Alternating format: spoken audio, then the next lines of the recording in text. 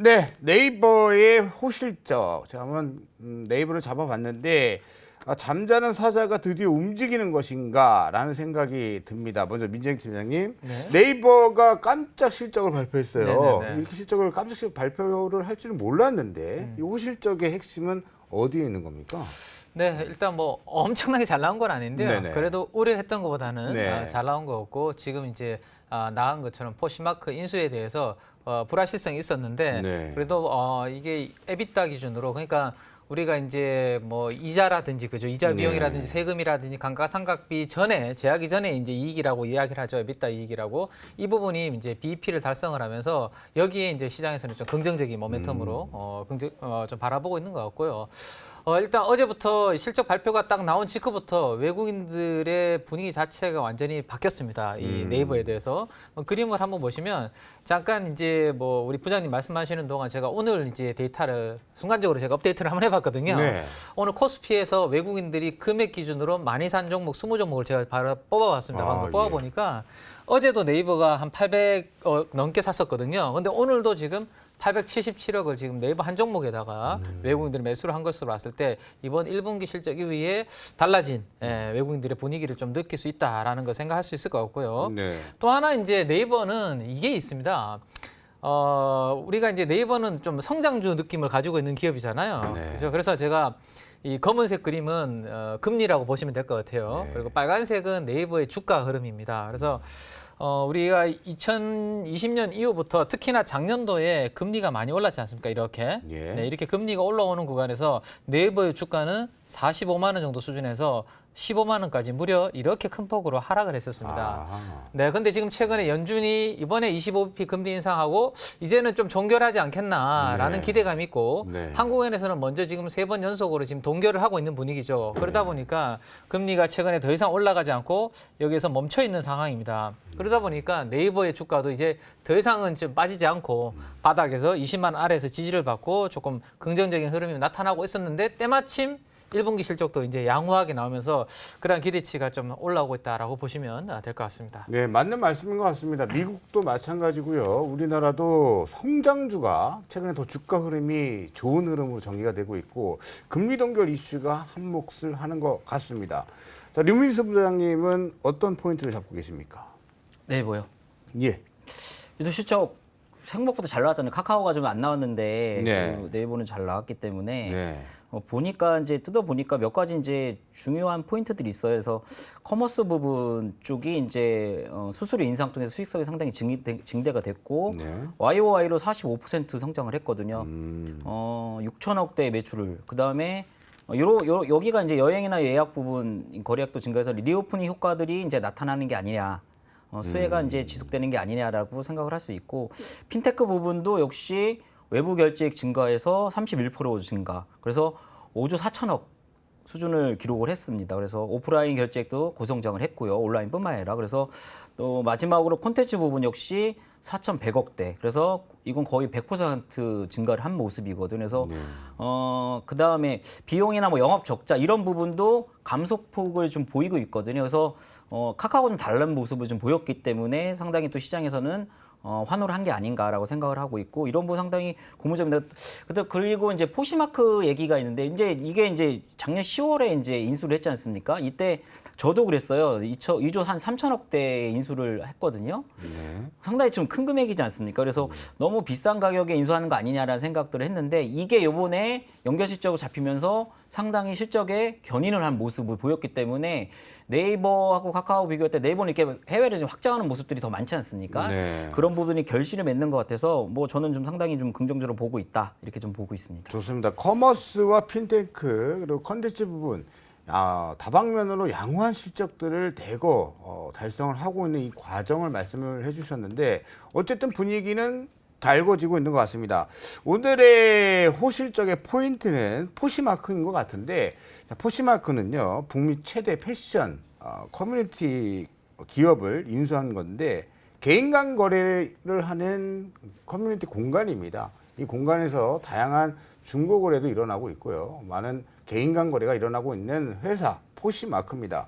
자, 이 포시마크가 처음에 우리 부장님 말씀하셨던 것처럼 왜 이렇게 비싸게 사? 이런 기업을 뭐 이렇게 많은 돈을 줘? 해서 좀 별로였는데 시간 지나서 뚜껑 열어보니까 똘똘하네, 수익 잘 내고 있네, 판별이 났단 말이죠. 이 포시마크 인수 효과를 주목하고 있는 증시인데 앞으로도 이것이 기대감을 계속 가져가도 될지 아니면 일시적일지 우리 민재기 팀장님 먼저 답변 부탁드립니다. 네, 뭐 일시적인 뭐 효과는 아닌 것 같고요. 네. 뭐 대신에 이제 경기가 여기에서 엄청나게 이제 경착륙이 되거나 아. 안 좋아지면 소비 심리 자체가 안 좋아지면 당연히 이제 네. 영향을 받을 수 있겠죠. 근데 그렇지 네. 않고 뭐 실업률도 크게 급등하지 않고 여기서 무난하게 연착륙으로 경기가 잘 진행이 된다라면 뭐 이 부분은 앞으로 점진적으로 계속 성장하는 그러한 그림이 되지 않을까라는 생각을 해볼 수 있을 것 같아요. 그래서 이 부분도 우리가 앞으로 좀 체크를 봐야 되는 부분이고, 또 하나는 이제 네이버 같은 부분은 해외 쪽으로 우리가 확장을 많이 하려고 맞아요. 하지 않습니까? 그래서 네. 네이버 웹툰 같은 부분도 지금 해외 쪽에서 아주 잘 나가고 있는데 네.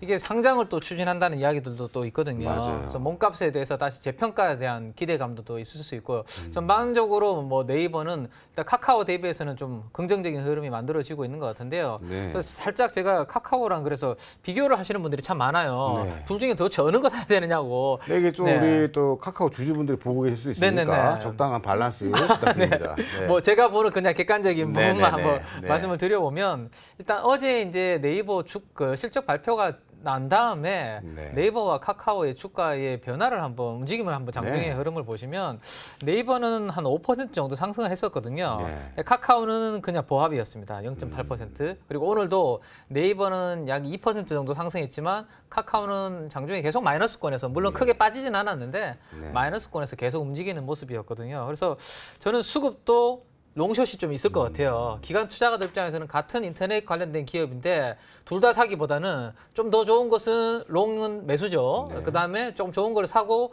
그다음에 좀 부정적인 것은 오히려 숏을 취하는 뭐 이런 전략이 나올 수 있을 것 같은데, 네. 이 두 개 실적이 다 나왔기 때문에 실적으로 살짝 비교를 제가 좀 해드리도록 하겠습니다. 왜 네. 이렇게 주가가 차별화가 되는지. 네. 일단 1분기 실적을 보면 네이버는 매출액과 영업이익이 두 자릿수로 이렇게 성장을 했습니다. 양호하게. 그죠? 네. 근데 카카오는 지금 매출액은 5% 성장했는데 영업이익은 거의 55%가 마이너스가 났어요. 그러다 보니까 증권사 리서치에서 예상했던 것보다 마이너스 42%나 컨센서스를 하회하게 되죠.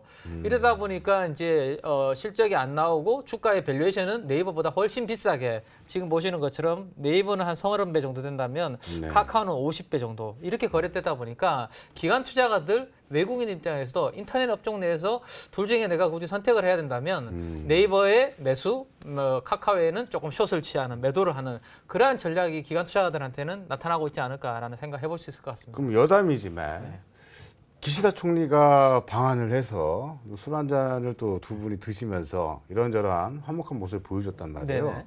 근데 네이버는 사실 카카오는 국내, 네이버는 해외잖아요. 그렇죠. 동남아와 일본 쪽에서 엄청나게 또 잘 나가고 있고, 일본에서는 거의 압도적 1위를 하고 있는 게 네이버의 라인 아니겠습니까? 네네네. 그러면 이 효과가 좀 있을까요? 이게 기시다 총리의 방안이? 네, 뭐 제가 봤을 때는 일단은 양국 간의 우호적인 분위기가 만들어지고 있고, 네. 거기에 따라서 아마 어제 이제 또 대통령께서 바로 이제 실무진들한테 회담에서 나왔던 내용들을 적극적으로 추진할 수 있도록 빨리 진행해달라라는 네. 이야기를 하셨거든요. 네. 거기에서는 분명히 문화적인 교류도 분명히 포함되지 않을까라는 생각을 할 수 있을 것 같습니다. 그러면 네. 충분히 네이버 입장에서는 또 라인 뭐 부분도 잘 되고 있으니까 네네. 네, 긍정적인 효과는 있을 것 같습니다. 방금 드린 질문을 그대로 토스해서 부장님의 답변도 한번 들어보고 싶습니다.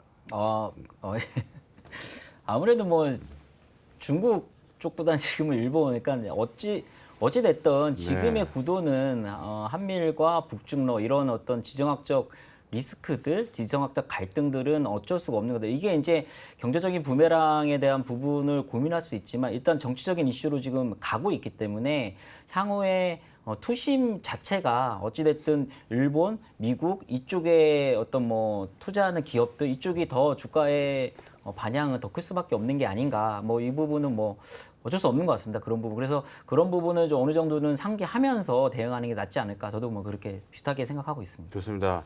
세 번째 질문을 이어서 우리 류민수 대표님, 아니 류민수 부장님이 그대로 또 답변을 해주셨으면 좋겠습니다. 네이버가 차세대 초거대 AI 인공지능 출시가 기대되고 있단 말이에요. 네. 네, AI 기반 새로운 변곡점이 될 수 있다고 보십니까? 저는 이 정도 변곡점이 될 것 같아요. 그러니까 요번에 이제 그게 우리나라는 이제 외국 글로벌에서는 생성형 AI라고 하잖아요. 우리나라는 이제 초거대 AI로 명명하기로 했기 때문에 초거대 AI로 말씀드려 볼게요. 그래서 결론적으로 얘기해서 이제 하반기 네이버의 어떤 실적을 뒷받침할 두 가지가 포시마크가 연속적인 실적을 낼 것이냐 하나하고 두 번째는 하이퍼클로바에 대한 부분. 이 부분이 기존의 네이버가 갖고 있는 어떤 여러 가지 부분하고 네트워크 부분하고 같이 어떤 시너지 효과를 얼마만큼 낼 것인가 이 부분이 가장 클 것 같은데 이게 이제 하이퍼클로바라고 X라고 이제 했는데 이게 상반기 그러니까 여름 이후에 아마 출시가 될 것 같아요. 그래서 이제 베타 테스트를 먼저 완료한 다음에 근데 이게 이제 뭐 네이버 쪽에서는 이제 오픈 AI의 이제 GPT-4죠. 이 대항마를 키울 예정이라고 하는데 뭐 아직까지 역량은 거기까지 안 가겠지만 일단은 장점은 아무래도 우리나라에서 만들기 때문에 우리나라 언어에 대한 학습 능력이 항상 뛰어날 겁니다. 그래서 세계 이제 글로벌 최대 규모의 한국어 학습 능력을 겸비할 거라고 생각을 하기 때문에 이 부분이 상당히 좀 중요한 것 같다라고 생각을 하고 있고 이게 만약에 도입이 된다면 기존에 있는 뭐 검색 외에 쇼핑, 블로그, 뭐 여러 가지 뭐 지식인 앤 뭐 여러 가지 이렇게 B2C, B2B 다 이렇게 막 접목을 시킬 것 같아요. 그래서 그 부분의 반향이 주가 모멘텀 측면에서도 그렇고 상당히 저는 어느 정도 좀 좌우될 것 같다라고 생각을 하고 있고 한 가지 더 제가 뭐 카카오 주주분들한테 좀 죄송하지만 여기서 이제 예를 들면 네이버 같은 경우는 2017년부터 AI 일부 투자를 계속 하고 있었어요. 근데 올해 이렇게 보면은 왜냐하면 이 AI는 어차피 됐든 비용이 나갈 거 아닙니까? 근데 이번에 카카오는 뭐 얘기한 거 보니까 상당히 좀 많이 여기도 이제 투자를 한다고 그러는데 역시 비용 문제가 항상 부담스러울 거예요. 그래서 이런 어떤 실적 측면에서 비용 부분이 카카오가 네이버한테 좀 뒤처지지 않을까라는 생각도 합니다. 왜냐면 네이버도 물론 투자하겠지만 이미 투자한 게 많기 때문에 그 다음에 총량제로 그러니까 어느 정도 다른 데서 좀 일정 부분 비용을 줄여가면서 AI 투자한다는 얘기를 했기 때문에 그런 여러 가지 실적 측면에서도 제가 볼 때는 네이버가 조금 더 앞서지 않을까 뭐 이렇게 좀 말씀드려보고 싶네요. 좋습니다. 일단은 글로벌 최대 규모의 한국어 학습 능력을 보유하고 있는 게 사실입니다. 팩트고요. 그래서 하이퍼클로버 X가 사실은 인공지능 관련주로서 네이버를 우리가 보는 이유가 바로 이 부분인데 단도직입적으로 제가 한번 질문 들어보겠습니다. 카카오 주주분들 어차피 빠진 위치는 카카오나 네이버나 거기서 거기 도찐개찐입니다. 네. 카카오 매도하고 네이버로 간다 안 간다 두 분 펜만 한번 들어주시고 카카오 카카오를 보유한 팔고 사람이요? 네이버로 가자. 하나 둘 셋. 네, 이유는 묻지 않습니다. 자, 좋습니다. 이런 의견들 두 분이 주셨고요. 이제 마지막 질문을 드리겠습니다. 그렇다면 실질적으로 증권가 호평이 뭐 쏟아지고 있는데 막 호평 쏟아진다고 해서 우리가 잘못 또 들어가면 또 큰일 나지 않습니까?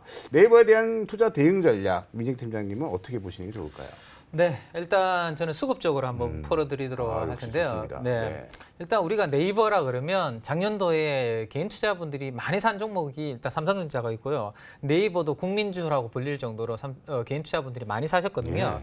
그러면 이제 개인 투자분들이 많이 사면 보통은 신용 잔고율 자체가 좀 높은 수준입니다. 네. 근데 지금 뭐 화면을 통해서 한번 보여주시면 좋을 것 같은데요. 네이버의 2022년 작년 초부터 해서 제가 신용 잔고율을 한번 그려봤는데요.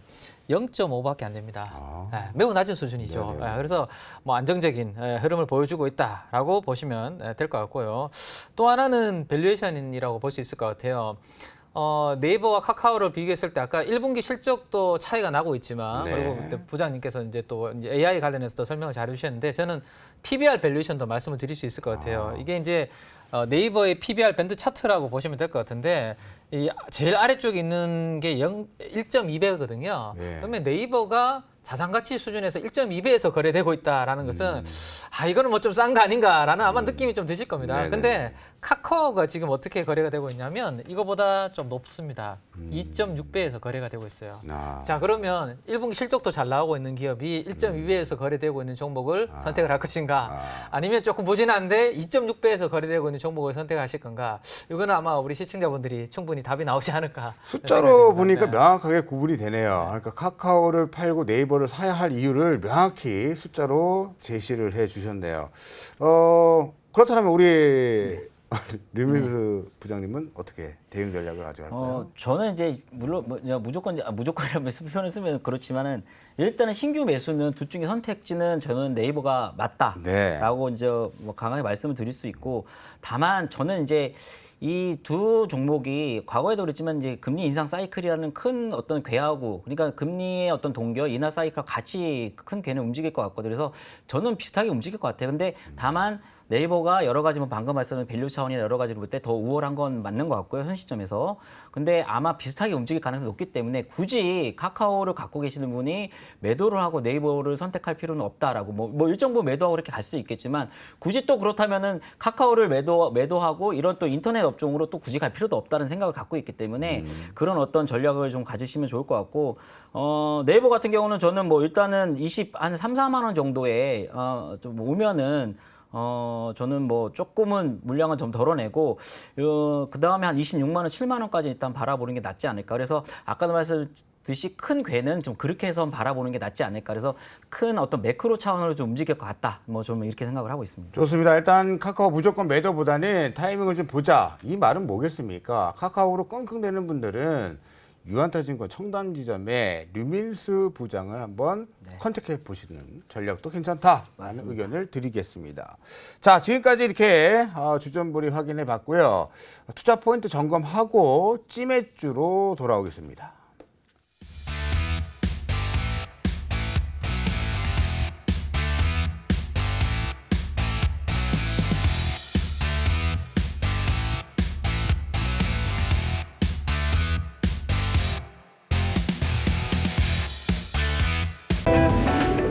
이로운 경제 채널 EBC